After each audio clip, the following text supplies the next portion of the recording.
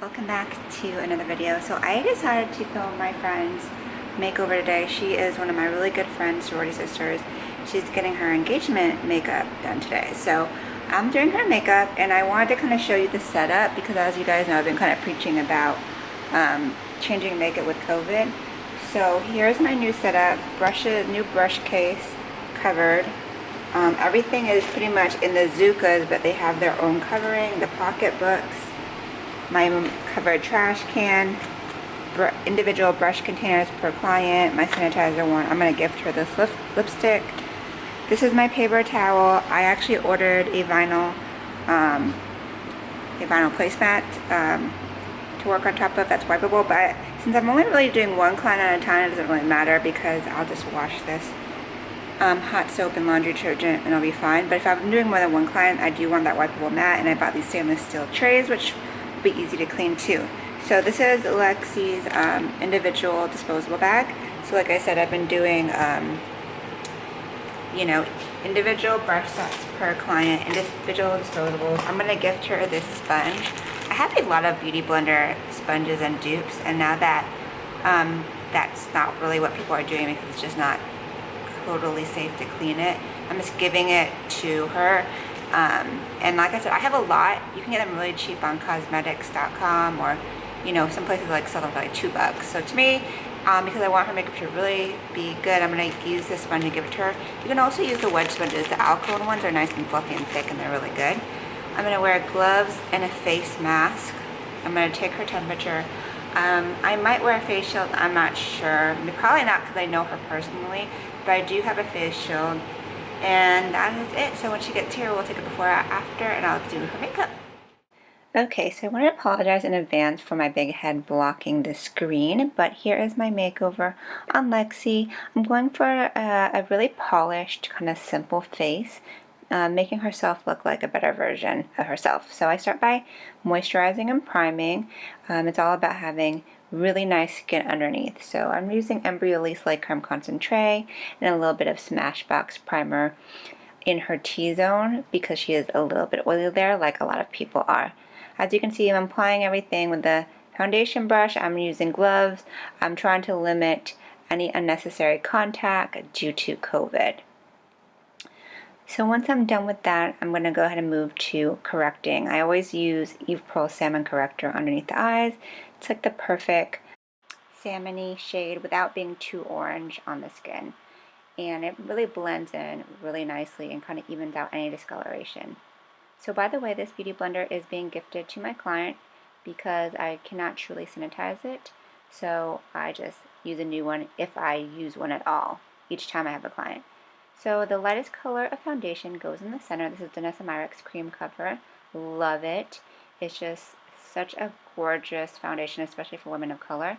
So that's her center color, and then I apply a deeper shade with a little bit more red in it for her outer perimeter color. So it looks really, really custom and really real on her skin. Just tapping it in with the beauty blender. I don't always do this, but I wanted it to be kind of special because she is a personal friend of mine. So once I have that nice and blended, I'm going to go ahead and continue on to the face.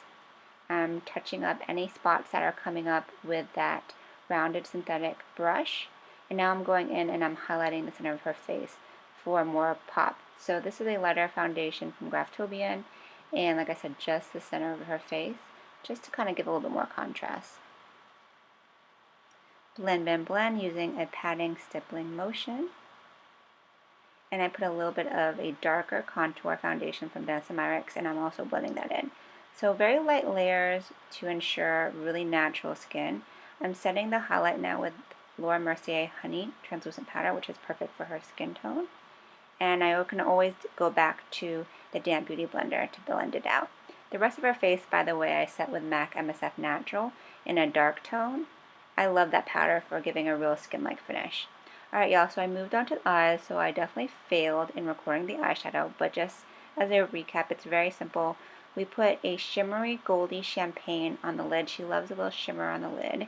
And then I use warm reddish browns to just contour the eyes. They are more matte, so they really shape the eyes nicely.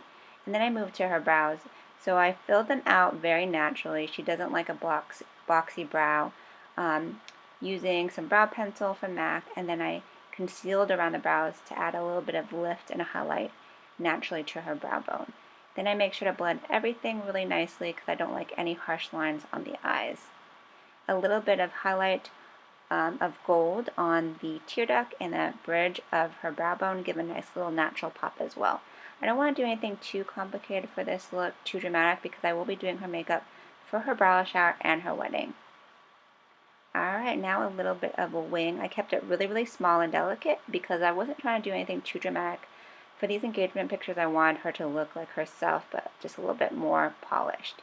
This is Inglot Gel Liner, my go-to favorite, and I keep the line really, really, really thin. As you can see, I'm using a small, precise angled brush to give me that detail. I'm going in into the lower lash line with a little bit of black liner as well. I think black in the waterline looks really good on her, and then I use a little bit of brown shadow right underneath to finish it off.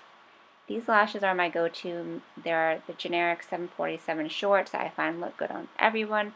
They give the eyes a little lift, a little pop without being too long or too big. I honestly hate big lashes on my clients. I just think they're distracting, but these are just enough. And then I'm just going and contouring her nose, just a little bit, nothing crazy. I find that cream contour works really well, and then when you set it with translucent powder, it looks super natural. So that's what I'm doing. I'm using cream foundation from Graftobian to contour and highlight, and then I set it with a little bit of powder. The reason why I have a little powder on the side is because that's where she's oily, and it also helps to absorb any excess. For the lips, we went pretty neutral. I used a brown liner, classic brown liner, which is Chestnut from MAC. It's always going to be a go-to in my kit. And then I'm using a lighter brown to just kind of fade it out. I used kind of like a mauve pinky brown on her lips from my Viseart Nude palette and topped it with a gold gloss. And this is the final look. Beautiful, natural engagement makeup. Hope you guys enjoyed.